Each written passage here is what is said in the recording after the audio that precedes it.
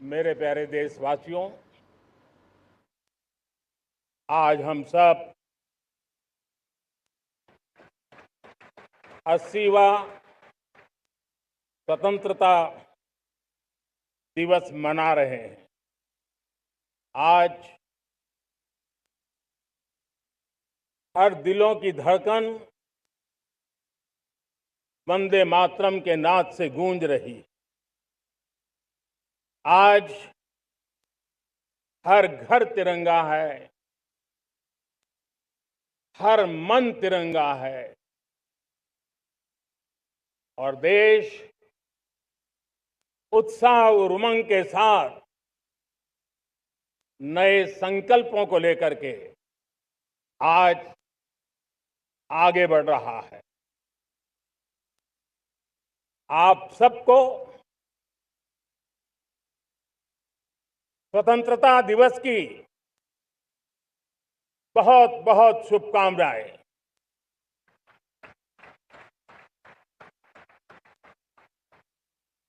देश आज उन महान सपूतों का पुण्य स्मरण करती है जिन्होंने देश की आजादी के लिए त्याग बलिदान की पराकाष्ठा की। अपने तप, त्याग और बलिदान से आजादी के एकमात्र लक्ष्य को लेकर के अपनी पूरी जिंदगी खपा दी। पूज्य बापू समेत सभी स्वातंत्र्य सेनानियों को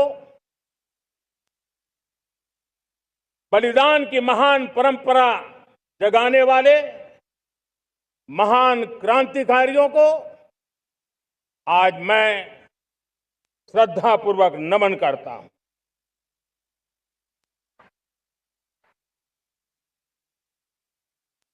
आज जो इस समारोह में उपस्थित है उन सब के लिए आज एक ऐतिहासिक पल भी है।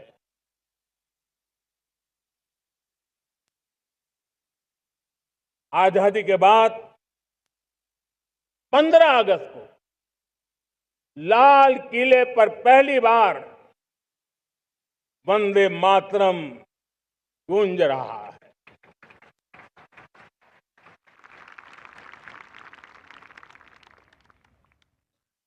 आज जब हम देश के लोग वंदे मातरम के 150 वर्ष मना रहे हैं तो इससे बड़ा उत्तम अवसर क्या हो सकता है।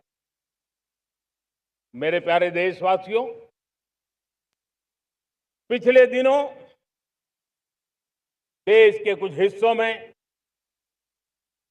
बाढ़ का प्रकोप रहा, भूस्खलन का प्रकोप रहा, अनेक परिवार प्रभावित हुए। उनके दुख दर्द को हम भली भांति अनुभव करते हैं। पीड़ित परिवारों को मैं विश्वास दिलाता हूं कि हम और पूरा देश उनके साथ खड़े हैं। मेरे प्यारे देशवासियों, कोई भी राष्ट्र तब महान बनता है, तब अपनी सिद्धियों को प्राप्त करता है जब अपने सपनों, अपने संकल्पों और अपने सामर्थ्य के दम पर आगे बढ़ता है। मेरे देशवासियों, अब छोटे सपनों से चलने वाला नहीं। हमें बड़े सपने, क्योंकि बड़े सपने हमारी सोच को भी विस्तार देते हैं, हमारी सोच की क्षितिज को विस्तृत करते हैं।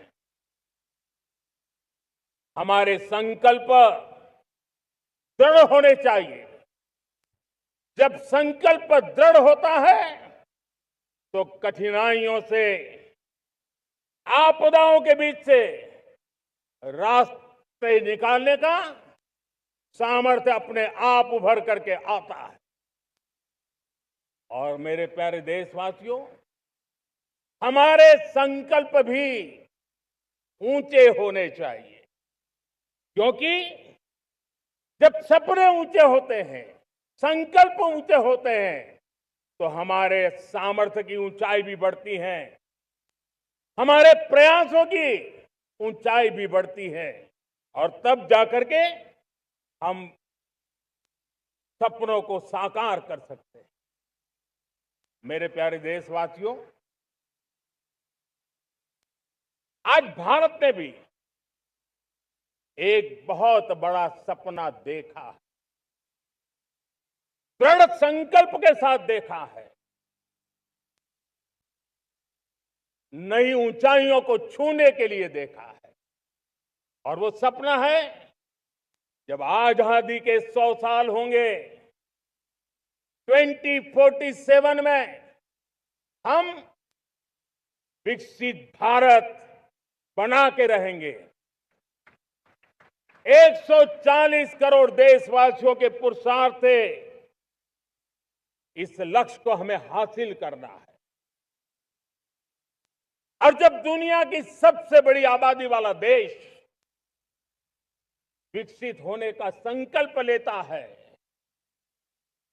तो ये दुनिया की नजरों में भी हमारे साहस का परिचायक बन जाता है। दुनिया हमारी तरफ देखने का नजरिया बदलने के लिए मजबूर हो जाती है। प्यारे देशवासियों, और मैं ऐसे ही नहीं कह रहा हूं, पिछले 12 वर्ष में देश के कोटि कोटि नागरिकों ने, दलित हो, पीड़ित हो, वंचित हो, आदिवासी हो, गांव में रहने वाला हो, शहर में रहने वाला हो, गरीब हो, मध्यम वर्ग का हो, युवा हो, बुजुर्ग हो, नारी हो, पुरुष हो, उत्तर हो, दक्षिण हो, पूर्व हो, पश्चिम हो, हर किसी ने पिछले 12 साल में एक संकल्प के साथ, समर्पण के साथ देश को नई ऊंचाइयों पर ले जाने में हर प्रकार से प्रयास किया है। मैं उनके इस प्रयासों का आदरपूर्वक स्वीकार करता, और उसी का परिणाम है कि इतने कम समय में 25 करोड़ देशवासी गरीबी को परास्त करके गरीबी से बाहर निकले हैं। इन्हीं देशवासियों का प्रयास का परिणाम है कि हम कभी फ्रेजाइल 5 में गिरे जाते थे। 12 साल के भीतर भीतर हम एक मेजर इकोनॉमी में फास्टेस्ट ग्रोइंग इकोनॉमी बन गए हैं। साथियों, देश आजाद हुआ, बहुत सारे सपने लेकर के आजाद हुआ, लेकिन हम गति नहीं पकड़ पाए, रफ्तार नहीं पकड़ पाए। होती है, चलती है, अरे हो जाएगा, देखा जाएगा, उसी में खोए रहे। 2014 तक आते आते तो पूरे विश्व ने हमें फ्रेजाइल 5 के उस में डंप कर दिया था। ऐसे समय पिछले 12 साल में भारत ने एक नई रफ्तार पकड़ी, तेज गति से हम आगे बढ़ रहे हैं। और देशवासियों का संकल्प है कि अब 140 करोड़ देशवासियों के संकल्प को, सामर्थ्य को रोकना नामुमकिन है। प्यारे देशवासियों, पिछले 12 वर्षों में डिफेंस प्रोडक्शन करीब 4 गुना हुआ, खादी और ग्रामोद्योग का उत्पादन करीब 5 गुना हुआ, इलेक्ट्रॉनिक मैन्युफैक्चरिंग करीब 7 गुना बढ़ा, आधुनिक रेलवे कोच का निर्माण 21 गुना बढ़ा, मोबाइल फोन उत्पादन 33 गुना बढ़ा। इतना ही नहीं, आधुनिक युग को देकर के भी डिजिटल और इनोवेशन की दुनिया में भी हमने अपना परचम लहराया। इंटरनेट यूजर, इंटरनेट कंज्यूमर करीब करीब 4 गुना बढ़े। पेटेंट ग्रांट होने की संख्या 4 गुना बढ़ी। डिजिटल ट्रांजैक्शन 100 गुना बढ़े। सामान्य मानवीय की सुविधाओं की तरफ भी हमने उतना ही गंभीरता से काम किया। हर साल औसतन 15 गुना ज्यादा तेजी से हमने नल से जल कनेक्शन दिए। हर साल औसतन 6 गुनी ज्यादा रफ्तार से लोगों को गैस कनेक्शन दिए। हर साल 4 गुनी रफ्तार से गरीबों के लिए टॉयलेट बनाने का काम किया। हर साल 3 गुना ज्यादा तेजी से गरीबों को घर देने का काम किया। देश ने गवर्नेंस में भी बहुत बदलाव लाया। हजारों की संख्या में कंप्लायंसेस खत्म किए। सैकड़ों की तादाद में पुराने कानून खत्म किए। पिछली शताब्दी के कानूनों से 21वीं शताब्दी की मार्च नहीं हो सकती। हमने आधुनिक इंफ्रास्ट्रक्चर के लिए मेट्रो का विस्तार किया। हमने पब्लिक ट्रांसपोर्ट को ताकत दी।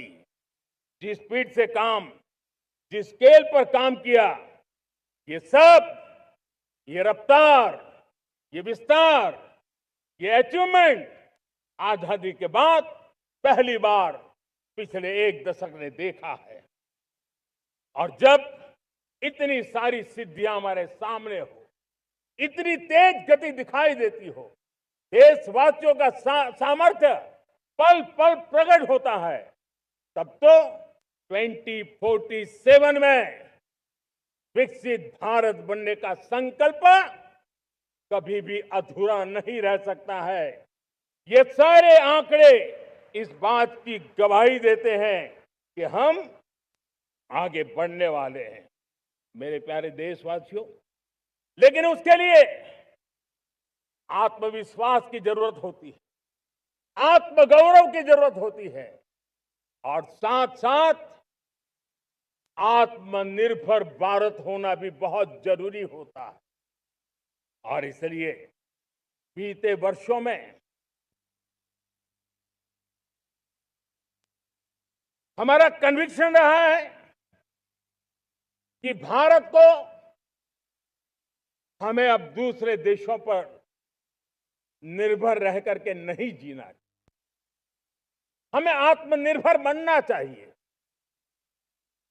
दुनिया में बहुत कुछ मिलता है, सस्ता मिलता है, जल्दी मिल सकता है, लेकिन उससे हमारा सामर्थ्य तैयार नहीं होता, न हमारे सामर्थ्य की कसौटी होती है। और इसलिए हमें भी अपनी क्षमताओं को बढ़ाना है। अपने हितों की सुरक्षा हमें खुद को करनी है। और इसलिए आत्मनिर्भर भारत का संकल्प बहुत दृढ़ता के साथ हम लेकर के आगे बढ़ रहे हैं। मेक इन इंडिया, स्वदेशी, वोकल फॉर लोकल, इन सारे क्षेत्रों में आज हर भारतीय का मन जुड़ रहा है। मेरे प्यारे देशवासियों, मैं आपको एक उदाहरण देता हूं सेमीकंडक्टर का।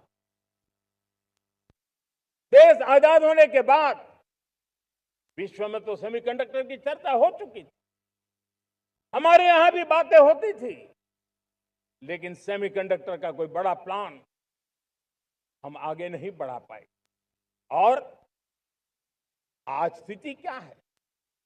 आज की डिजिटल दुनिया में, आज की टेक्नोलॉजी में चिप का महात्म्य हम समझते हैं।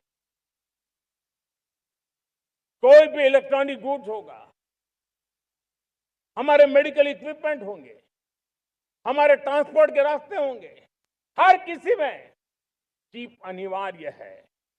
और इस चिप के बिना दुनिया थम जाए ऐसी स्थिति पैदा हो जाए।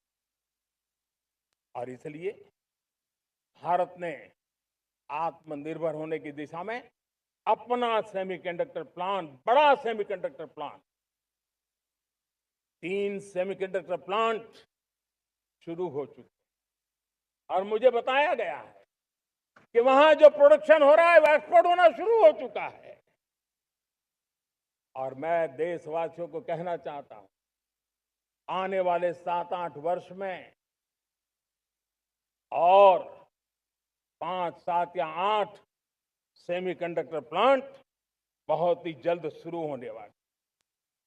ये आत्मनिर्भर भारत हमें विकसित भारत की दिशा में जाने का महामार्ग देती। मेरे प्यारे देशवासियों, वैसे ही एक चर्चा क्रिटिकल मिनरल की हो रही है। पूरी टेक्नोलॉजी क्रिटिकल मिनरल पर निर्भर है। भारत इसमें भी अपने आप को सुरक्षित करने में जुटा हुआ है। क्रिटिकल मिनरल का लक्ष्य साझा किया जाए। नेशनल क्रिटिकल मिनरल ये हमने लॉन्च किया। बजट में क्रिटिकल मिनरल कॉरिडोर की हमने घोषणा की है। कई देशों के साथ एग्रीमेंट हो रहे हैं। विश्व के कई देश अब इस क्रिटिकल मिनरल के विषय में भारत के पर भरोसा करने लगे हैं। मेरे प्यारे देशवासियों, जैसे सेमीकंडक्टर की बात हो, क्रिटिकल मिनरल की बात हो, वैसे ही जिस टेक्नोलॉजी की दिशा में हम जा रहे हैं, दुनिया जा रही है, उसमें एनर्जी का महत्व और बढ़ता चला जा रहा है। अब एनर्जी के बिना भी नई दुनिया को चलाना मुश्किल है और इसलिए हमें चिप हो, एआई हो, डेटा सेंटर हो, हमें बहुत बड़ी मात्रा में बिजली की जरूरत होगी। एनर्जी सिक्योरिटी ये हमारे समय की मांग है और इसलिए हमने पहले से ही उस दिशा में एक के बाद एक मजबूत कदम उठाए हैं। एनर्जी सिक्योरिटी का एक बड़ा माध्यम है परमाणु ऊर्जा, न्यूक्लियर एनर्जी। हमने पार्लियामेंट में शांति एक्ट पास कर करके एक नए लक्ष्य तरफ जाने का रास्ता तय कर लिया है। 2047 तक हम 100 गीगावाट न्यूक्लियर पावर का लक्ष्य लेकर के चल रहे हैं। इसी एक दशक में हम 5 नए न्यूक्लियर रिएक्टर शुरू करने का लक्ष्य लेकर के चल रहे हैं। इस वर्ष भारत ने फास्ट ब्रीडर न्यूक्लियर टेक्नोलॉजी में महारत हासिल करके एक अहम पड़ाव पार किया है और उसके कारण परमाणु ईंधन में आत्मनिर्भर बनने की दिशा में हमें एक बहुत बड़ा सफलता का कदम हमने रखा है। मेरे प्यारे देशवासियों, कई बार संसाधनों की कमी के कारण देश रुकता नहीं है, लेकिन रुकने का कारण सोच की सीमाएं होती हैं। जब सोच बंद जाती है, सीमाओं में सड़ने लग जाती है, तब हम अपने सामर्थ्य को भी पहचान नहीं पाते हैं। देश को आज कच्चे तेल पर निर्भर रहना पड़ रहा है और हमारी गलत सोच के कारण है। आप जान के हैरान हो जाएंगे, हमने समुद्री तट पे 99% हमारा समुद्री तट का पूरा हिस्सा ऐसी सोच के कारण नो गो एरिया घोषित करके रखा था। हमने ही समंदर के अंदर जाकर के एक्सप्लोरेशन न करने का निर्णय कर लिया था। ये सोच का दारिद्र्य था। हमने फैसला किया ये नहीं चल सकता। हमने उस 99% को जो कभी नो गो एरिया हुआ करते थे, हमने उसको गो एहेड एरिया के रूप में खुला कर दिया है। और अब हम समुद्र के भीतर भी एक्सप्लोरेशन करने की और नए नए भंडार खोजने की दिशा में हम प्रवृत्त हैं, हम प्रयास कर रहे हैं। हमने पिछले वर्ष उसी दिशा में एक महत्वपूर्ण कदम रखते हुए समुद्र मंथन की घोषणा की थी और पिछले दिनों हमने 85,000 करोड़ रुपए इस काम के लिए आवंटित करके काम को गति देने का निर्णय कर लिया है। मेरे प्यारे देशवासियों, एनर्जी सिक्योरिटी,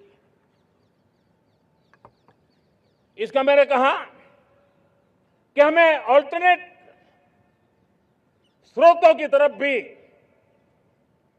पूरी शक्ति लगाना बहुत जरूरी है और इसलिए ऊर्जा का सही इस्तेमाल बढ़ाते हुए भारत इसी दिशा में आज तेजी से काम कर रहा है।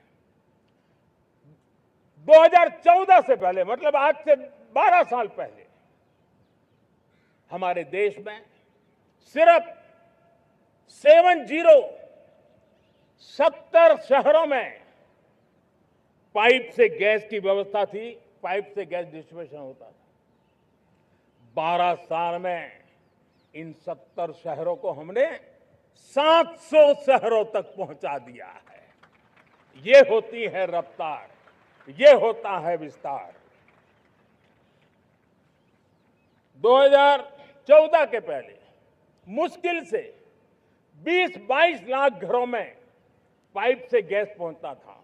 आज 1.25 करोड़ घरों में पाइप से गैस पहुंचाने का काम हो रहा है। 12 वर्ष पहले देश में सोलर एनर्जी की कैपेसिटी सिर्फ 2 गीगावाट थी। 2 गीगावाट, आज 160 गीगावाट हमने प्राप्त किया है लक्ष्य। मेरे प्यारे देशवासियों, मैं एक और जानकारी देता हूं। हमने इसका लाभ देश के मध्यम वर्ग को, सामान्य परिवार को मिले, इस तरफ भी उतना ही ध्यान केंद्रित किया। हमने पीएम सूर्यघर मुफ्त बिजली योजना चालू की और आज मुझे संतोष है कि इतने कम समय में 50 लाख घरों का सोलर एनर्जी का काम हम आंकड़ा पार कर चुके हैं। तेजी से चल रहा है और उसके कारण हजारों घरों का बिजली बिल 0 हो गया है।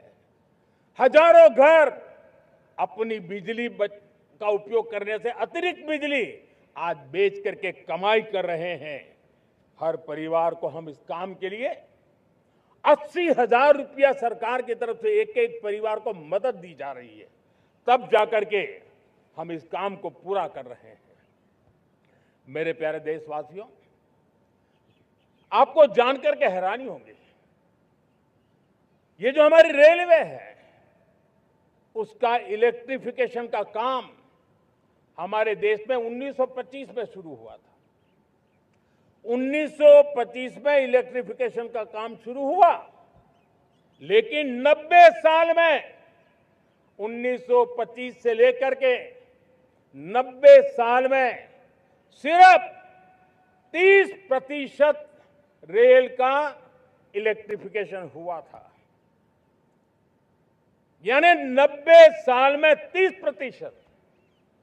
हमारी रफ्तार देखिए, लक्ष्य को पाने के लिए हमारी दौड़ देख लीजिए। हमने एक दशक के अंदर 100% काम पूरा कर दिया। 90 साल में 30%, 10 साल में 70%, ये होता है काम। और इसके कारण डीजल जो हमें बाहर से लाना पड़ता है उसकी बचत हुई, बिजली से हमारी ट्रेनें चली, पर्यावरण को फायदा होने लगा।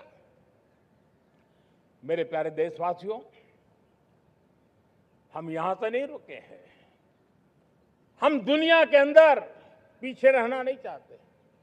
पिछले दिनों आपने खबर सुनी होगी, भारत ने ईंधन का नया क्षेत्र को भी छू लिया है। देश ने पहली हाइड्रोजन से चलने वाली ट्रेन शुरू कर दी है और मुझे खुशी है, ये सबसे लंबी ट्रेन है और सबसे ताकतवर ट्रेन है और दुनिया में हाइड्रोजन ट्रेन के क्षेत्र में भी भारत ने अपना झंडा गाड़ दिया है। प्यारे देशवासियों, पिछले 10-12 साल हम लगातार 2047 के लक्ष्य को पाने के लिए दौड़ रहे हैं, एक के बाद एक सोपान सिद्ध कर रहे हैं। हमने सोचा भी नहीं था कि हमें इसमें भी कुछ मुसीबतों का झेलना पड़ेगा। पिछले 10-12 वर्ष में कितने संकटों का सामना करना पड़ा। कोरोना जैसी वैश्विक महामारी ने पूरी दुनिया को चिंता में डाल दिया था, सारी व्यवस्थाएं चरमरा गई थी। कोरोना से बाहर निकले, युद्ध की विभीषा की खबरें आने लगी, कहीं यूक्रेन तो कहीं पश्चिम एशिया, हर जगह पे तनाव का माहौल। और पता नहीं भविष्यवेत्ताओं ने तो न जाने क्या क्या घोषणाएं कर दी थी। देश को डराना, देश को भयभीत रखना, देश को चिंतित रखना, इसी में कुछ लोगों को आनंद आता है। वैक्सीन नहीं मिलेगी, कोविड में लोग बचेंगे नहीं, कुछ भी नहीं होने वाला। वेस्ट एशिया का क्राइसिस आया, पेट्रोल पंप पे पेट्रोल नहीं मिलेगा, गैस नहीं मिलेगा, डीजल नहीं मिलेगा, फर्टिलाइजर नहीं मिलेगा। सारी दुनिया भर की अफवाहें फैला करके भारत के लोगों को भयभीत करने का, डराने का, चिंता के अंदर डुबो देने का कुछ लोगों को आनंद आ रहा था। लेकिन देश ने देख लिया कि पिछले 10-12 साल की सुविचारित योजनाएं रंग ला रही है और हम इतने बड़े संकट के बावजूद भी नागरिक देवो भव के मंत्र को लेकर के जीते हुए भारत ने जो तैयारियां की थी, एक के बाद एक कदम उठाया था। सोचा नहीं था कि संकट आएगा, लेकिन उस संकट के समय में ये सारी चीजें काम आ गई और आज देश में गैस भी है, पेट्रोल भी है, यूरिया भी है। हम अपनी ताकत के ऊपर खड़े हो रहे, चल रहे। मेरे प्यारे देशवासियों, दुनिया के इन संकटों का प्रभाव हर किसी पर हुआ, हम भी अछूते नहीं। यूरिया के दाम दुनिया में 3,000 रुपया पहुंच गए एक बोरी का। आज भी हम मेरे देश के किसानों को वो बोझ सहने के लिए मजबूर नहीं कर रहे हैं। सरकार अपने कंधों पर वो बोझ उठा रहा है और दुनिया से जो 3,000 रुपया में यूरिया का बोरा हमें मिलता है, वो हमारे किसानों को हम सिर्फ 300 रुपये में दे पाते हैं। इतना ही नहीं, डीएपी आज दुनिया में बाजार 5,000 पहुंच चुका है, लेकिन मेरे देश के किसानों को दिक्कत ना हो, इसलिए 1,350 रुपये में आज भी डीएपी देने का काम हम कर रहे हैं। मेरे प्यारे देशवासियों, एक समय था जब मैं आत्मनिर्भरता की बात कर रहा था तो कुछ लोग एयर कंडीशन चैम्बर में बैठ करके सोचने वाले लोग हमें बता रहे थे ग्लोबलाइजेशन का क्या होगा। लेकिन दुनिया देख रही है कि पिछले एक दशक में ऐसा लग रहा है कि दुनिया ने ग्लोबलाइजेशन बोलना ही बंद कर दिया है। जहां से ग्लोबलाइजेशन की आवाज आती थी वो बंद सुनाई नहीं देती है। दुनिया का हर देश अपनी अपनी संभालों के मिजाज की तरफ गया है। लेकिन दुर्भाग्य से इस संकट के कालखंड में कुछ लोगों ने अपना रुतबा दिखाने के लिए संसाधनों को वेपनाइज करने का खेल खेला है। दुनिया अपने पास जो कुछ भी है उसको वेपनाइज करने में लगी है। संसाधनों का वेपनाइज, रिसोर्स का वेपनाइज, पेट्रोल, डीजल, फर्टिलाइजर, दवाइयां, टेक्नोलॉजी की चिप्स, इतना ही नहीं, भूभाग को भी वेपनाइज किया जा रहा है।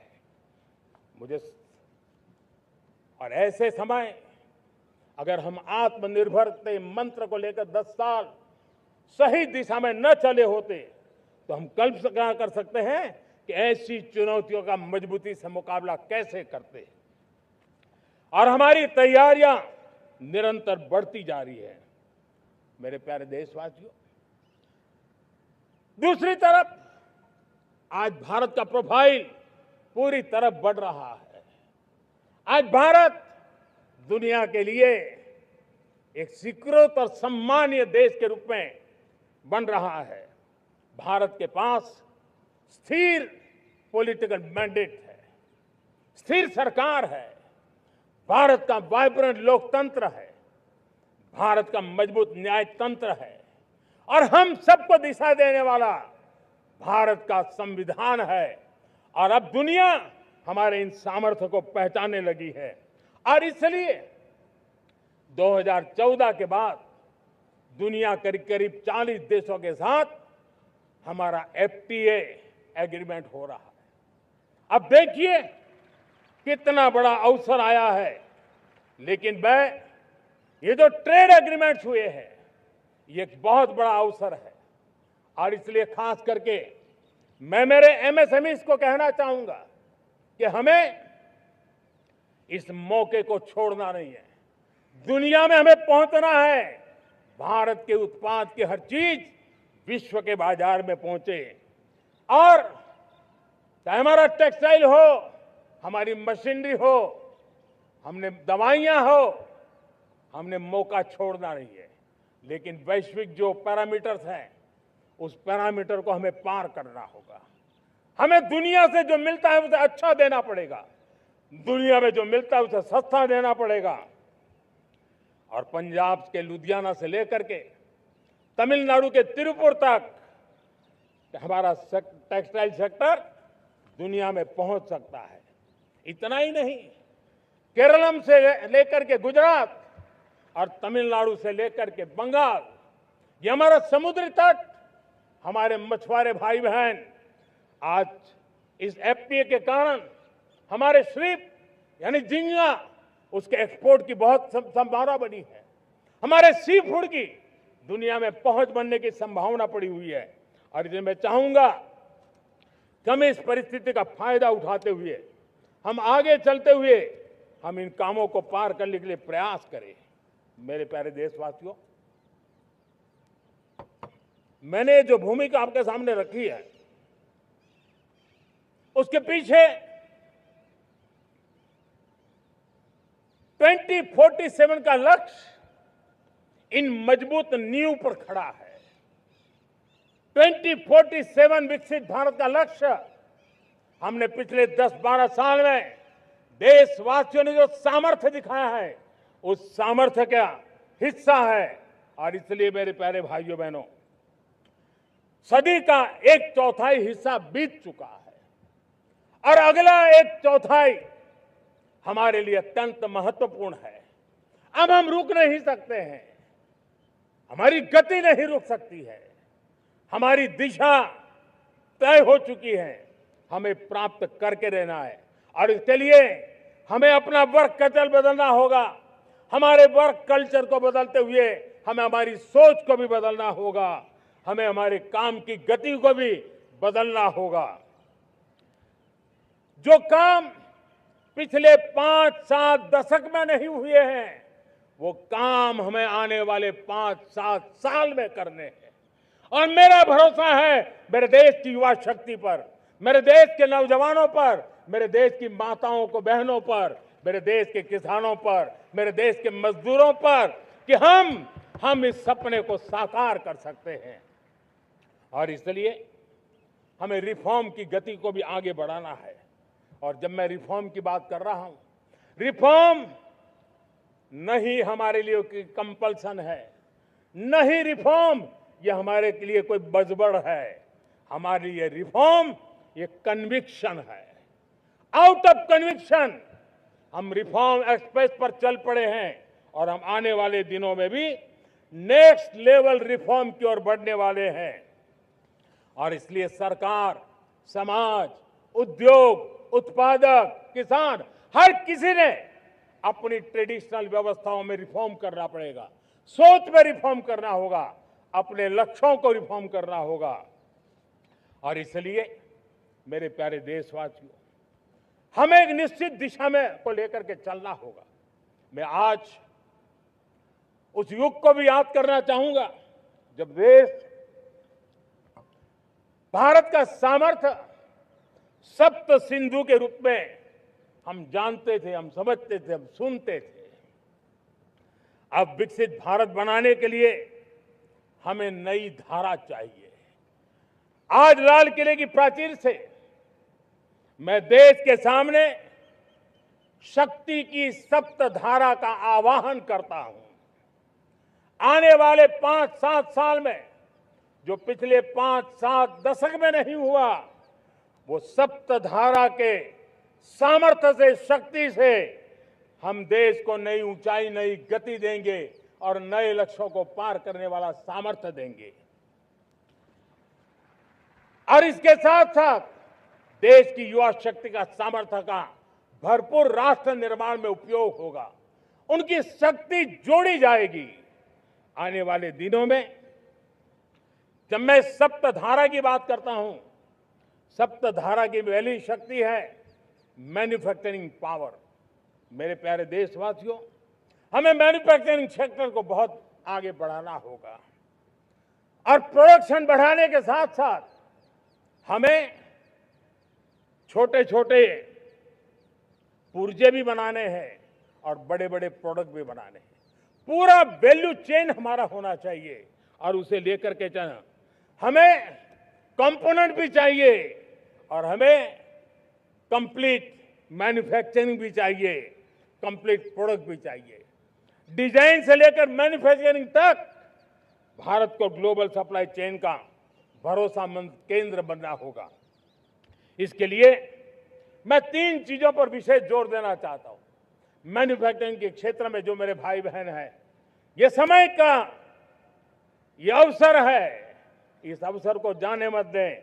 और इसके लिए हमें कॉस्ट, क्वालिटी और स्केल, इसके विषय में वैश्विक मानदंडों से खरा उतरना पड़ेगा। हमारी फैक्ट्रीज कॉम्पिटिटिव हो, हमारे प्रोडक्ट्स यूजर फ्रेंडली हो, हमारा पैकेजिंग दुनिया के लोगों को लुभावने वाला हो, आकर्षित करने वाला हो, हमारा जीरो डिफेक्ट प्रिसिजन मैन्युफैक्चरिंग, ये हमारी पहचान बनना चाहिए। हर मैन्युफैक्चरर, हर एंटरप्रेन्योर, हर एमएसएमई से मैं कहना चाहता हूं, ग्लोबल मार्केट में हमारी पहचान विश्वसनीयता और गुणवत्ता के आधार पर होनी चाहिए। क्वालिटी के संबंध में नो कॉम्प्रोमाइज, और इसलिए हमारा मंत्र क्वालिटी, क्वालिटी, क्वालिटी होना चाहिए। यही हमारा ग्लोबल ब्रांड वैल्यू बनेगा। मेरे प्यारे देशवासियों, इस सप्तधारा की दूसरी शक्ति है कृषि और फूड प्रोडक्शन, फूड प्रोसेसिंग। हमें इस दिशा में आगे बढ़ना होगा। हमारे किसानों ने, अब दुनिया के बाजार खुल चुके हैं, एफपीए के कारण हमें एक बहुत बड़ा मार्केट मिल रहा है। हमें वहां पहुंचना है, हमें उस जगह को हाथ लगाना है। हमें खेत से लेकर एक्सपोर्ट मार्केट की ओर जाना होगा। हमारे पारंपरिक खान पान हो, हमारे मिलेट्स हो, हमारे मसाला हो, हमारे फल हो, फूल हो, क्या कुछ नहीं है हमारे पास, वो ग्लोबल ब्रांड्स बनने चाहिए। हमारे किसान केमिकल फ्री खेती को बल देंगे, दुनिया में इनकी मांग और बढ़ने वाली है। और जो ग्लोबल पैरामीटर्स के अंदर हर प्रकार से सिद्ध होने वाले हमारे एग्रो प्रोडक्ट होंगे, तो दुनिया में हम आसानी से पहुंच पाएंगे। मेरी सप्तधारा की तीसरी शक्ति है टेक्नोलॉजी और इनोवेशन। मेरे प्यारे देशवासियों, आज जमाना एआई का है, क्वांटम का है, स्पेस का है, रोबोटिक्स का है, डेटा सेंटर्स का है। पूरी तरह एक नया क्षेत्र खुल चुका है और इमर्जिंग टेक्नोलॉजी ये भी हर पल हमें चुनौती दे रही है। और इसलिए देश को दुनिया के लिए मार्केट नहीं बना देना, हमें इनोवेशन का हब बनना है। हमने यूपीआई और डिजिटल पब्लिक इंफ्रास्ट्रक्चर में लोहा मनवा लिया है, हमारी ताकत का परिचय करवा दिया है। अब भारत को डिजिटल पब्लिक टेक्नोलॉजी उसको भी दुनिया के कोने कोने तक पहुंचाना है। भारत को नेक्स्ट जनरेशन कम्युनिकेशन टेक्नोलॉजी में लीड करना है। मेड इन इंडिया 6G हर कोने में पहुंचे, ये हमारा लक्ष्य होना चाहिए और हमें उस पर तेजी करनी चाहिए और इसके लिए हमारा प्रयास कम नहीं होना चाहिए। सप्तधारा की चौथी शक्ति है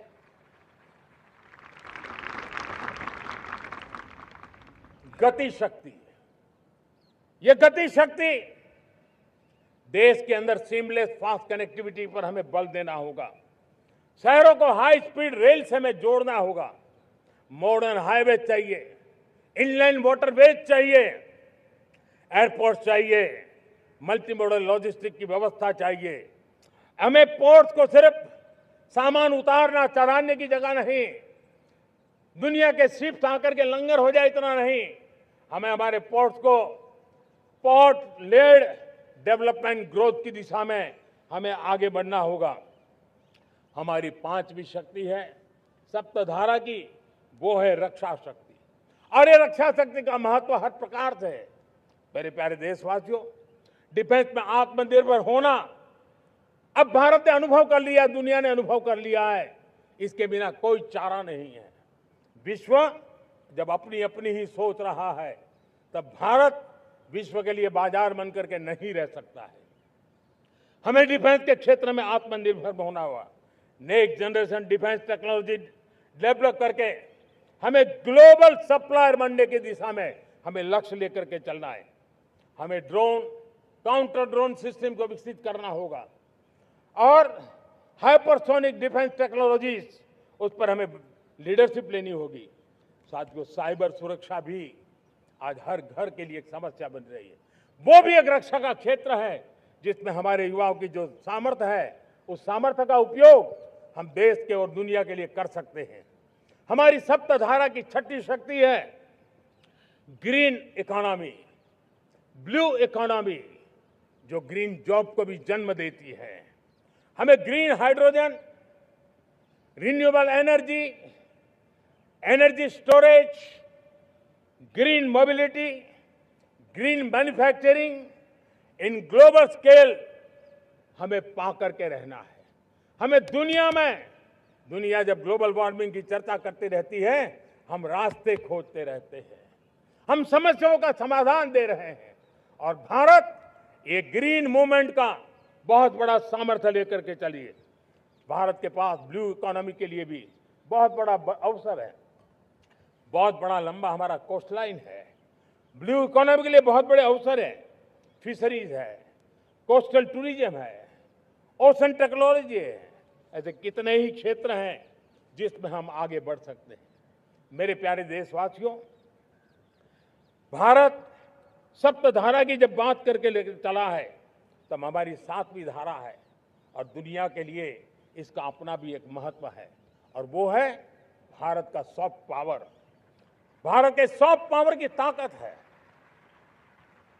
आज योग ने पूरी दुनिया को भारत के साथ जोड़ के रखा हुआ है। योग दुनिया के लिए एक ऊर्जा बनता जा रहा है, भारत के लिए विश्वास का बड़ा कारण बनता जा रहा है। जिस भारत के पास आस्था के केंद्र हो, जिस भारत के पास आयुर्वेद हो, जिस प्रकार से भारत के पास होलिस्टिक हेल्थ केयर की व्यवस्था हो, हील इन इंडिया का मूवमेंट हो, हम दुनिया के अंदर हमारे सामर्थ्य को लेकर के जा सकते हैं। हैंडीक्राफ्ट हो, संस्कृति हो, हमारी फिल्में हो, हमारा क्रिएटिव वर्ल्ड हो, वीएफएक्स हो, हमारा एनिमेशन हो, हमारी गेमिंग हो, डिजिटल कंटेंट हो, क्रिएटिव वर्ल्ड के अंदर भारत अपना रुतबा दिखा सकता है। हमने उसको वैश्विक सामर्थ्य के रूप में विकसित करना होगा। आज भारत ने वेव समिट को एक बहुत बड़ी ताकत दी है। दुनिया धीरे धीरे भारत का ये जो world audio visual and entertainment summit है, उसकी राह देखता रहता है और वो भारत के सॉफ्ट पावर को, भारत के क्रिएटिव दुनिया को परिचित करेगा। मेरे प्यारे देशवासियों, भारत के पास विशाल वन्य संपदा है। हमारे पास 100 से ज्यादा नेशनल पार्क है, क्षमता बहुत है, लेकिन विदेशी टूरिस्टों को आकर्षित करने में हम कम पड़े हैं। हमें मौका है हमारे सॉफ्ट पावर के माध्यम से दुनिया के टूरिस्टों को भारत के लिए आकर्षित करने का। हमारा सामर्थ्य हमें दुनिया को दिखाना है। हम ये काम आरा से करें और हम जल्द से जल्द हम इन लोगों आज दुनिया में स्पोर्ट्स की जो है वो भी एक बहुत बड़ा भारत के प्रति आकर्षण का केंद्र। दुनिया के स्पोर्ट्स इवेंट भारत में क्यों ना हो। कॉन्स्टेंट इकोनॉमी बहुत बढ़ रही है, देश के नौजवानों का आकर्षण है। विश्व का हर कोई कलाकार चाहता है कभी न कभी भारत की धरती पर अपना कॉन्सर्ट करे। ये एक बहुत बड़ा अवसर है, हमें इसको मोबिलाइज करने के लिए व्यवस्थाएं खड़ी करनी होगी। साथियों, सप्तधारा की इन 7 शक्तियां उद्देश्य सिर्फ एक सेक्टर में प्रगति करने का नहीं है। एक होलिस्टिक अप्रोच के साथ हमें राष्ट्र को जो लक्ष्य लेकर के हम चल रहे हैं, जो एम्बिशन लेकर के चल रहे हैं, उस स्केल को हमें पार करने की दिशा में काम करना है। मेरे प्यारे देशवासियों, कुछ चीजें मैंने बताई हैं, लेकिन मैं इससे भी आगे सोचता हूं। मैं जरा देश को झकझोरना चाहता हूं। मैं देश की शक्ति को भी झकझोरना चाहता हूं। देश यानी सिर्फ सरकार नहीं होती है, देश यानी हर नागरिक जुड़ता है। क्या हम सोच नहीं सकते कि फॉर्च्यून 500 की चर्चा तो बहुत सुनते हैं, आने वाले एक दशक में इन फॉर्च्यून 500 में 50 कंपनियां भारत की क्यों न हो, ये लक्ष्य हमारा क्यों न होना चाहिए। आज बैंकिंग सेक्टर फल फूल रहा है। दुनिया की टॉप बैंक के अंदर भारत की बैंक का झंडा भी क्यों न फहरता हो। भारत की बैंक भी टॉप बैंक 5 बैंक में भारत की भी एक बैंक होनी चाहिए। भारत की फार्मा की दिशा में हमने बहुत काम किया है, लेकिन समय की मांग है कि दुनिया की 5 बड़ी फार्मा कंपनियों में भारत की भी 1-2 फार्मा कंपनियों का नाम गूंजना चाहिए। भारत उसमें अपना स्थान बनाना चाहिए। लॉ फर्म्स होते हैं, रेटिंग एजेंसी होती है। क्या समय की मांग नहीं है कि ग्लोबल लीडरशिप अब हमारे हाथ में होनी चाहिए।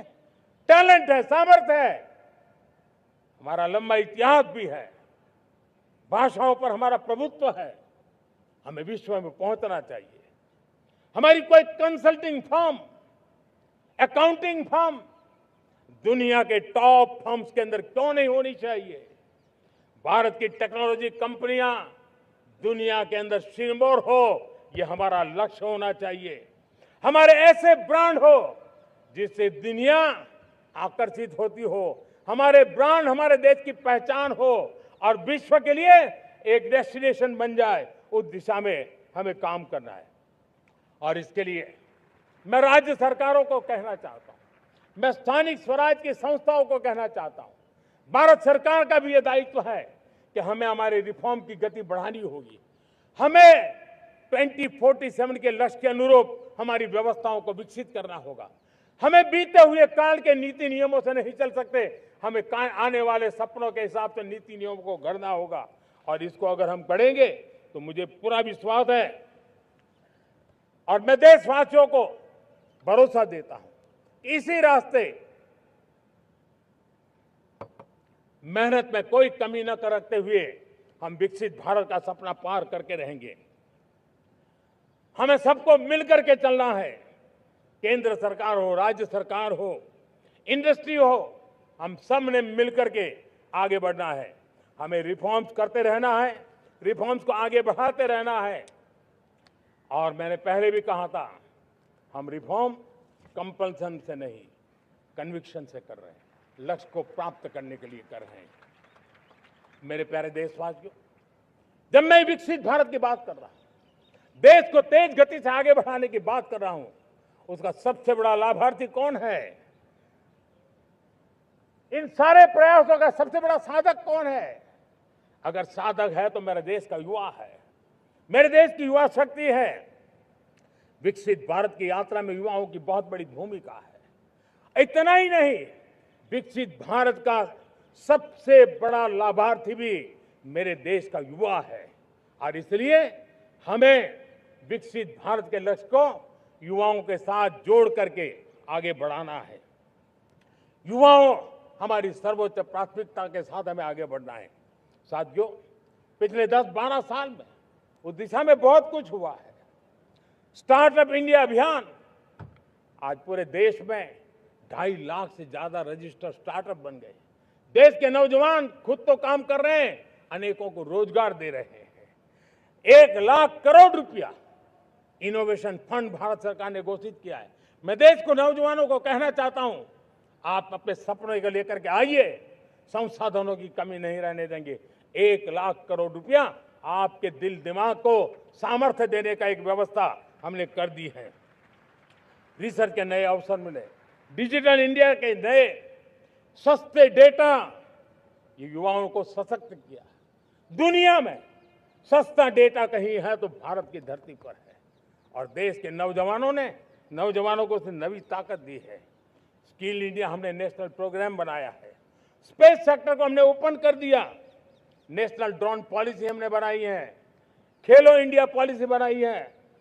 35 वर्षों तक एजुकेशन पॉलिसी नहीं थी, नई एजुकेशन पॉलिसी लेकर के आए हैं, और इसका फायदा मिडिल क्लास के परिवारों को हुआ है। साथियों, 2004 से 14 आंकड़े मुझे देना चाहिए आपको।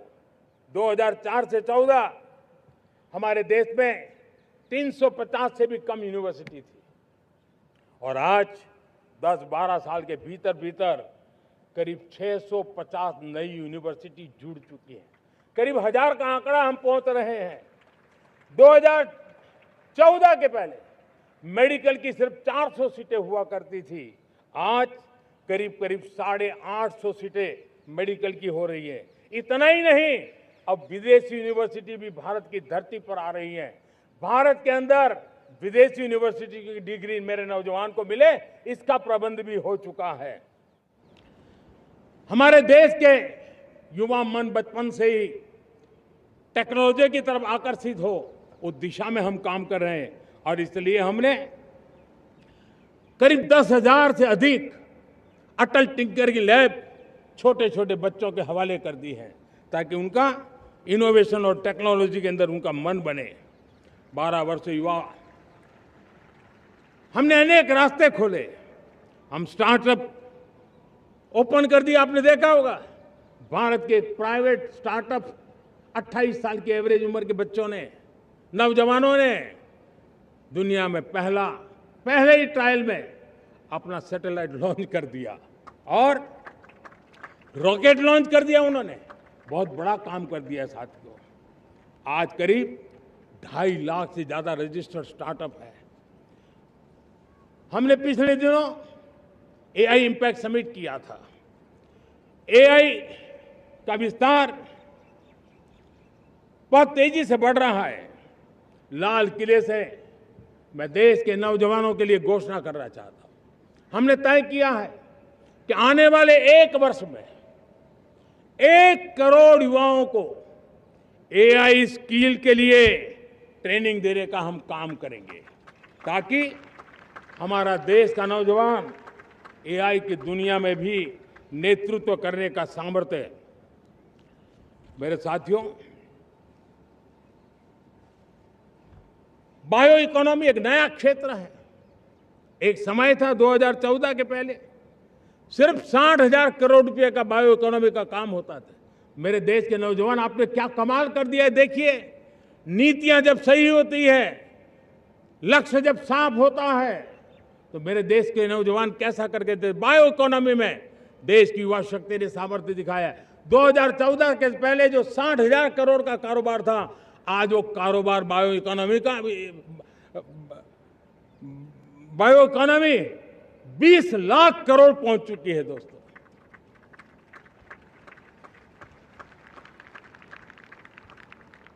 दो 2009-10 का कालखंड था, सिर्फ 25 लाख इलेक्ट्रिक व्हीकल हमारे देश में बिके थे। 1.5 लाख इलेक्ट्रिक व्हीकल बिके थे 2009-10 में। 1.5 लाख इलेक्ट्रिक व्हीकल। इस 25-26 में 25 लाख इलेक्ट्रिक व्हीकल बिके हैं। मेरे प्यारे देशवासियों, एविएशन सेक्टर भी मेरे नौजवानों के लिए बहुत तेजी से आगे बढ़ रहा है। नए एयरपोर्ट, नए रूट, नए नए रोजगार के अवसर बना रहे हैं। मेंटेनेंस, ओवरहॉलिंग, इसके भी कारण देश में बहुत बड़ी मात्रा में स्किल मैन पावर को काम मिल रहा है। मेड इन इंडिया हवाई जहाज बनाने की दिशा में हमने सफलता पाई है। Made in India defence transport aircraft C295 already अपनी उड़ान भर चुका है, सफल उड़ान भर चुका है। ये देश के नौजवानों के लिए, मेरे साथियों, ड्रोन ने भी बहुत बड़ा काम किया है। स्वामित्व योजना, गांव में ड्रोन से स्वामित्व योजना सफल हो रही है। करीब 3.25 करोड़ परिवारों को स्वामित्व योजना का लाभ मिला है और इसके कारण 140 लाख करोड़ रुपए जैसी संपत्ति अनलॉक हुई है, जिसके कारण बैंक से लोन मिल सकता है, लोग अपना कारोबार कर सकते हैं। मेरे प्यारे देशवासियों,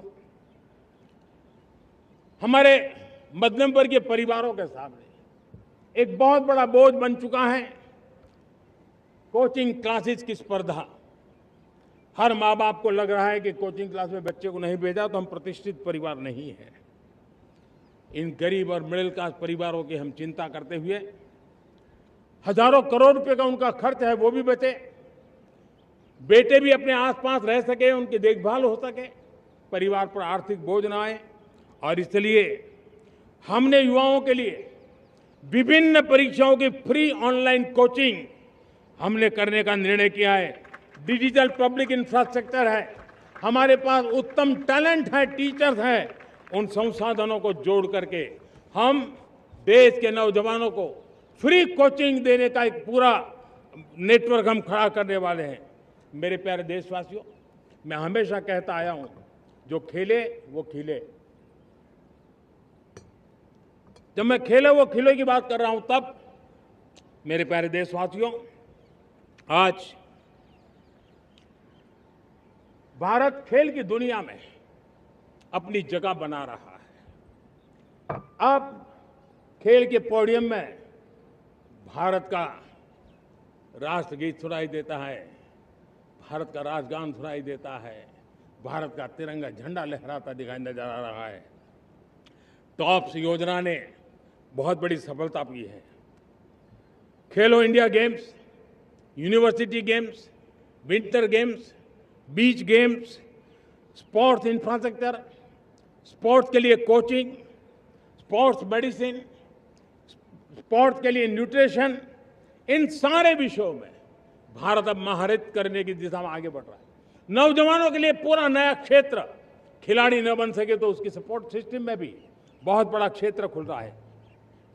स्पोर्ट्स की दुनिया में भारत का प्रदर्शन बेहतर होता रहा है और हम 2036 में ओलंपिक के मजबूत दावेदार बनकर के आगे बढ़ रहे हैं और 2030 में कॉमनवेल्थ गेम्स को भारत होस्ट करने वाला है। और मेरे साथियों,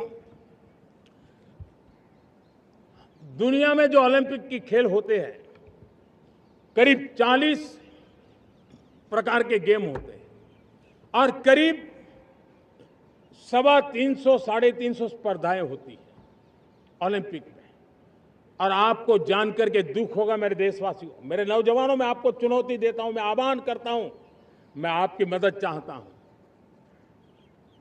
350 जितने स्पर्धाओं में भारत 2/3 खेलों में कहीं होता ही नहीं, हमारी मौजूदगी नहीं होती, हम क्वालिफाई नहीं होते हैं। हमने तय किया है कि 2036 में जो ओलंपिक होगा, हम चाहते हैं कि वो भारत में हो, लेकिन 2036 में जिन विधाओं में आज भारत खेलता नहीं है, जिन विधाओं में भारत क्वालिफाई नहीं करता है, जिन स्पर्धाओं में भारत ने छोड़ के रखा है, 3/4 हिस्सा हमारे इंतजार कर रहा है, भारत उस पर बल देगा। और इसके लिए हम टैलेंट हंट का एक अभियान भी चलाना चाहते हैं। हमें अगर 2036 के लिए खिलाड़ी चाहिए तो आज जो 5 साल, 10 साल, 15 साल की उम्र के नौजवान हैं, बेटे हैं, उनके तरफ ध्यान देना होगा, उन बेटियों पर ध्यान देना होगा। और इसलिए 5 से 15 उम्र के बच्चों में खेल प्रतिभा ढूंढने के लिए गांव-गांव, शहर-शहर, स्कूल-स्कूल एक टैलेंट हंट का अभियान चलाया जाएगा। बच्चों की प्रतिभा को देखा जाएगा और फिर उनको स्पेशल ट्रेनिंग दे करके देश के लिए खेलने वाले अच्छे खिलाड़ी बनाए जाएंगे। मेरे प्यारे युवा, देश के सामने, देश के नौजवानों के सामने नशा एक बहुत बड़ा संकट बनता जा रहा है। नशा मुक्त भारत, ये हम सबका सामूहिक दायित्व होना चाहिए। हमारे उज्जवल भविष्य के लिए हमारी युवा पीढ़ी मजबूत हो, हमारा युवा सामर्थ्य हमारे देश के लिए काम आए, इसलिए नशा मुक्त भारत।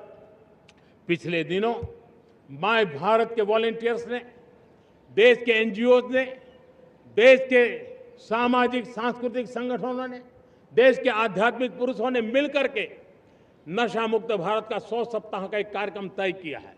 100 सप्ताह तक एक अभियान चलने वाला है। मैं हर परिवार को कहना चाहता हूं कि आप भी इस अभियान का हिस्सा बने, आप इसके साथ जुड़िए और देश के नशा मुक्त भारत के सपने को पूरा करने के लिए आप आगे आइए। मेरे प्यारे देशवासियों, 21वीं सदी में दशकों पुरानी जो चुनौतियां हैं, उन चुनौतियों को खत्म करना बहुत अनिवार्य है। नक्सलवाद, माओवाद लाखों युवाओं के भविष्य को तबाह कर दिया, अनेक माताओं के दुधमल नौजवानों को छीन लिया, बर्बाद कर दिया, हर मां बाप के सपनों को चूर चूर कर दिया। इस नक्सलवाद ने 4 दशक तक हिंदुस्तान के बहुत बड़े हिस्से को, बहुत बड़ी आबादी को दबोच करके रखा था, बंदूक के नोक पर दबोच करके रखा था, संविधान की धज्जियां उड़ा दी थी और देश के सामान्य नागरिकों की रक्षा में 3,500 से ज्यादा हमारी पुलिस के, सुरक्षा बल के जवान शहीद हो गए। युद्ध के अंदर जितने सैनिक मरते हैं, उससे ज्यादा हमारे पुलिस जवानों को जान की बाजी लगानी पड़ी ताकि देश के सामान्य मानवी को सुरक्षा मिले। ये नक्सलवाद ने धरती को लहूलुहान कर दिया था। 2014 में आपने जब हमें मौका दिया, उसी दिन हमने संकल्प लिया था कि हम देश को नक्सलवाद से मुक्त करेंगे और आज मुझे खुशी है कि नक्सली माओवादी हिंसा आखिरी सांस भी शायद रहने की अब तो ताकत नहीं रही है। पूरी तरह उसे खत्म करने की दिशा में जहां पर कभी नक्सलवादियों की गोलियां चलती थी, जहां पर कभी धरती रक्त रंजित रहा करती थी, आज उसी नक्सल क्षेत्रों में, उसी इलाकों में नक्सल मुक्त होने के कारण विकास, विश्वास और प्रयास का तिरंगा लहरा रहा है। मेरे प्यारे देशवासियों, लेकिन इस चुनौती को हमने कम नहीं आंकना है। इस चुनौती से हमें और भी सावधान रहने की जरूरत है। वर्षों तक देश की सत्ता में माओवादी सोच के लोग गलियारों में अपनी जगह बना करके बैठे थे।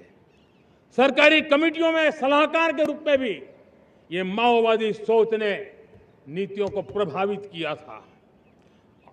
मेरे प्यारे देशवासियों, जंगलों में हमें हथियारी नक्सलों का खात्मा बुलाने में, उस संकट से देश को मुक्त कराने में सफलता मिली है। लेकिन हथियारी नक्सल तो गए, लेकिन दिमागी नक्सल, ये दिमागी नक्सल मौके की तलाश में है। हिंसा, अराजकता के वो रास्ते खोज रहे हैं, समाज को गलत राह पर घसीटने के लिए भांति भांति के दांव कर रहे हैं। इन दिमागी नक्सलियों को पहचानना होगा, इन दिमागी नक्सलियों को आइसोलेट करना होगा और राष्ट्र को विकसित राष्ट्र बनाने की मुख्य धारा की ओर देश की युवा पीढ़ी को जोड़ना होगा। मेरे प्यारे देशवासियों, सुरक्षित भारत बनाना हम सबका दायित्व है। चुनौती सीमा के भीतर हो या सरहद से बाहर, भारत हर परिस्थिति के लिए तैयार है। आज युद्ध का नेचर बदल रहा है। अब युद्ध सीमा पर ही होता है, गारंटी नहीं है। आज युद्ध सीमा के अंदर कहीं रिफाइनरी पे जाकर के, कहीं बैंकिंग सेक्टर को जाकर के, कहीं डेटा सेंटर को जाकर के, एक प्रकार से लड़ाई का नया रूप, इंफ्रास्ट्रक्चर तोड़े जा रहे हैं, फैक्ट्रियां तोड़ी जा रही है। हमने मिशन सुदर्शन चक्र की पिछले सालों घोषणा की थी, बहुत तेजी से उस पर काम चल रहा है। आज डिफेंस एक्सपोर्ट हमारा करीब 50 गुना बढ़ा है। करीब 100 देशों में हमारे अस्त्र शस्त्र पहुंच रहे हैं। वैश्विक पटल पर भारत की प्रतिष्ठा धीरे धीरे बढ़ रही है। बदलते हुए समय में अस्त्र शस्त्र की तरफ काम करना है, सैन्य बलों का सामर्थ्य बढ़ाना है, लेकिन साथ साथ नागरिकों को भी तैयार करना होगा। पिछली शताब्दी के युद्धों के अनुरूप जो सिविल डिफेंस की व्यवस्थाएं हमारे देश में विकसित हुई है, वो कालबाह्य हो चुकी है। और इसलिए मैं आज लाल किले से घोषणा कर रहा हूं कि हम आने वाले दिनों में सिविल डिफेंस का एक वाइब्रेंट नेटवर्क खड़ा करेंगे। आधुनिक व्यवस्थाओं से उनको परिचित कराएंगे। आधुनिक संकटों से नागरिकों को रक्षा करने की क्या व्यवस्था हो सकती है, एक बहुत बड़ा वॉलेंटरी फोर्स सिविल डिफेंस का आधुनिक चुनौतियों को पार करने वाला हम बनाने वाले हैं। मेरे प्यारे देशवासियों, राष्ट्र के निर्माण में आज हमारी बहनों बेटियों का योगदान हम सब के लिए बहुत बड़ा प्रेरणा का कारण बना हुआ है। फाइटर जेट हो या सिविल एविएशन, हमारी बेटियां सबसे आगे दिखाई दे रही है। खेलकूद का मैदान हो, हमारी बेटियां आगे दिखाई दे रही है। स्टेम एजुकेशन में भर्ती होने की प्रक्रिया हो, सबसे ज्यादा हमारी बेटियां आगे दिख रही है। आज सेना में भी एनडीए से जो बच्चियां निकली हैं, वो बड़े रौब के साथ देश की सेना का नेतृत्व करने का सामर्थ्य दिखाने लगी है। मेरी बेटियों की ताकत कैसी है। मैं पिछले दिनों साणंद में एक सेमीकंडक्टर प्लांट में गया। वहां आदिवासी बेटियां, देश के अलग अलग कोने से आई हुई बेटियां काम कर रही थी। वो उस गांव से आई थी जिन्होंने पासपोर्ट क्या होता है पता तक नहीं था। वो बेटियां विदेशों में गई, ट्रेनिंग लेकर के आई और आज चिप निर्माण का काम कर रही है। और बड़े कॉन्फिडेंस, मैं जो उनका कॉन्फिडेंस देखा, मैं सचमुच में बहुत प्रभावित हुआ था। आज 3 करोड़ बहनों को हमने लखपति दीदी बनाने का लक्ष्य तय किया था, उसको पार कर लिया। अब हम 6 करोड़ लखपति दीदी बनाने के लक्ष्य को लेकर के आगे बढ़ रहे हैं। 3 करोड़ नई लखपति दीदी बनना मतलब ग्रामीण अर्थव्यवस्था में बहुत बड़ा बदलाव मातृशक्ति के द्वारा आने वाला है।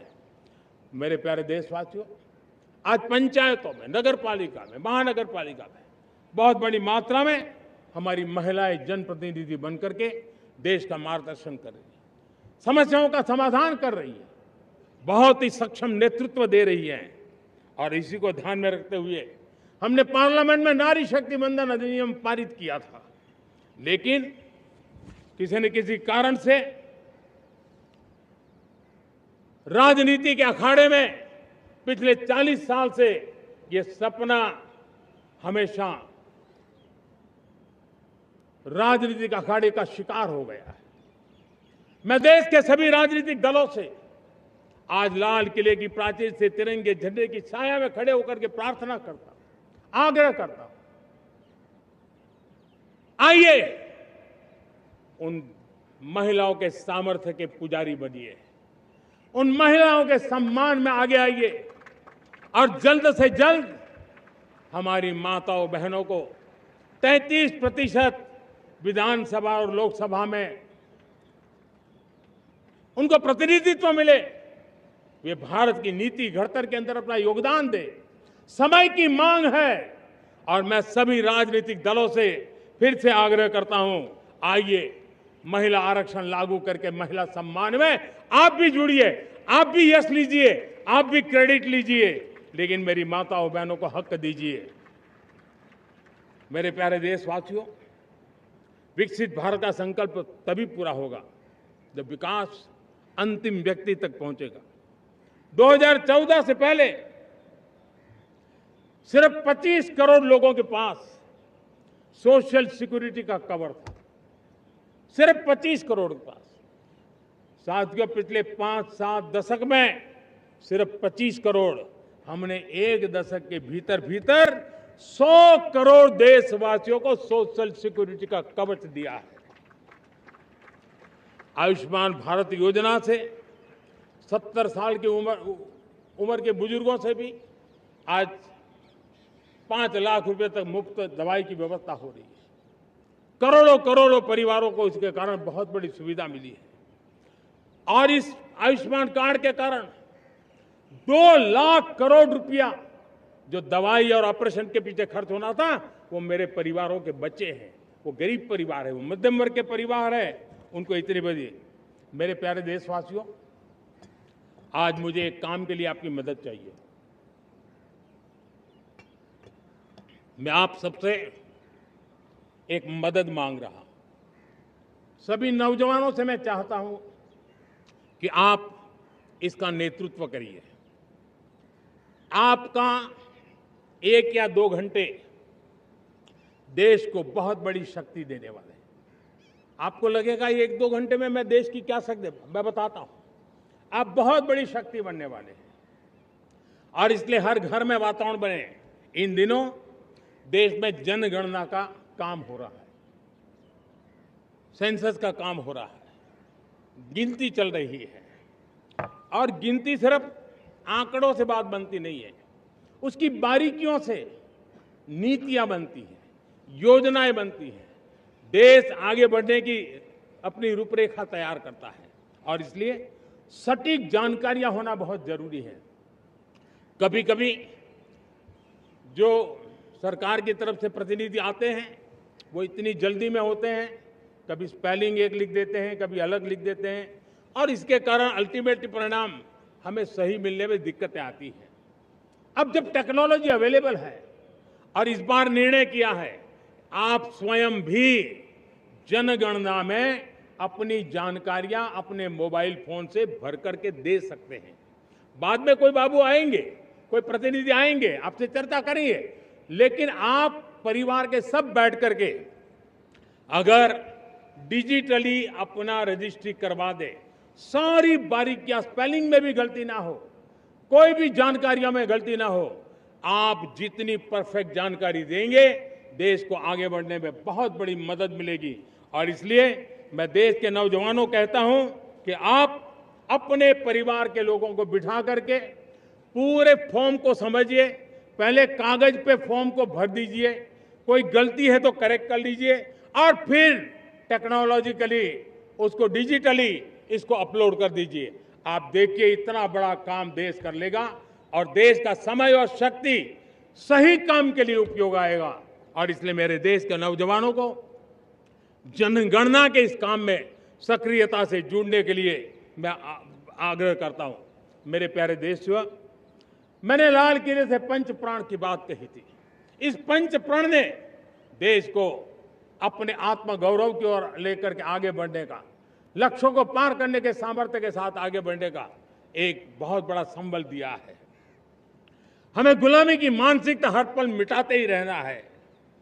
जिस भारत का सपना नेताजी सुभाष चंद्र बोस ने देखा था, बाबा साहब आंबेडकर ने देखा था, पंडित नेहरू ने देखा था, सरदार पटेल, भगत सिंह, सुखदेव राजगुरु ने देखा था, डॉक्टर श्यामा प्रसाद मुखर्जी ने देखा था, भगवान बिरसा मुंडा ने देखा था, ज्योतिबा फुले ने देखा था, उन सब से प्रेरणा लेकर के हम आगे बढ़े।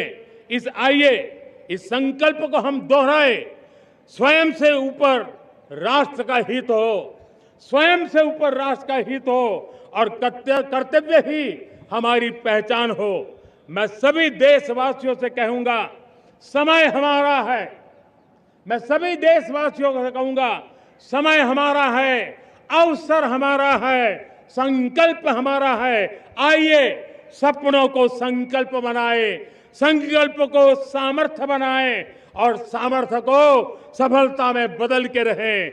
आइए हर कदम को विकास का कदम बनाएं, कदम से कदम मिलाएं, मन से मन मिलाएं, लक्ष्य से जुड़े रहे, एक दीप से जले दीप हजारों, आओ मिलकर विकसित भारत बनाए। इसी एक भावना के साथ इस मंगल पर्व पर आप सबको अनेक अनेक शुभकामनाएं। मेरे साथ बोलिए, भारत माता की, भारत माता की, भारत माता की, वंदे वंदे वंदे। बहुत बहुत धन्यवाद।